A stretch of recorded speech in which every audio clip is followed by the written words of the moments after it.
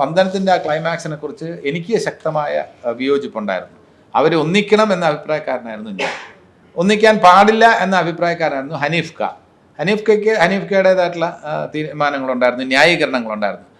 പ്രിയദർശൻ പൊതുവെ ഒരു ട്രാജഡിയുടെ ആളാണ്. ട്രാജിക് എൻഡ് ആണ് പുള്ളി മനസ്സിലെപ്പോഴും.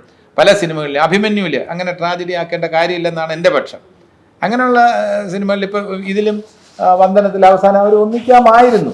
പക്ഷേ അവസാനം അങ്ങനെയുള്ള മരണം ഇതൊക്കെ പ്രിയന് കൂടുതൽ ഒരു ലോങ് ലാസ്റ്റിംഗ് ഇംപ്രഷൻ. പ്രിയൻ തന്നെ സ്ക്രിപ്റ്റ് എഴുതി എന്നിഷ്ടം നിന്നിഷ്ടത്തിൽ അവസാനം മോഹൻലാൽ കുത്തിയിട്ട് മരിക്കുകയാണ്. പറഞ്ഞു മനസ്സിലായില്ലേ? അപ്പോൾ ഒരു ഹാപ്പി എൻഡിങ് പ്രിയൻ അത്ര നിർബന്ധമൊന്നുമില്ല. ചിത്രത്തിലാണെങ്കിൽ തൂക്കിക്കൊല്ലാൻ കൊണ്ടുപോവുകയാണ്. താളവട്ടത്തിലാണെങ്കിൽ മോഹൻലാലിന്റെ ക്യാരക്ടർ മരിക്കുകയാണ്, കൊല്ലുകയാണ്. എനിക്ക് തോന്നുന്നു അത് വർക്കായതിന്റെ ഒരു ആ സിനിമകളെല്ലാം വർക്കായി. ഞാൻ പറഞ്ഞില്ല. പിന്നെ MTയുടെയും ലോഹിതദാസിന്റെ അങ്ങനെയുള്ള റൈറ്റേഴ്സിന്റെയൊക്കെ ഒരു MTയുടെ ഇൻഫ്ലുവൻസ് പ്രിയദർശനുണ്ട്.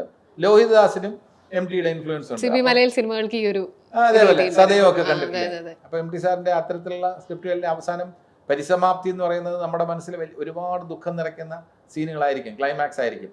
അത്തരം സീനുകളോട് എനിക്ക് വ്യക്തിപരമായി വലിയ താല്പര്യമില്ല.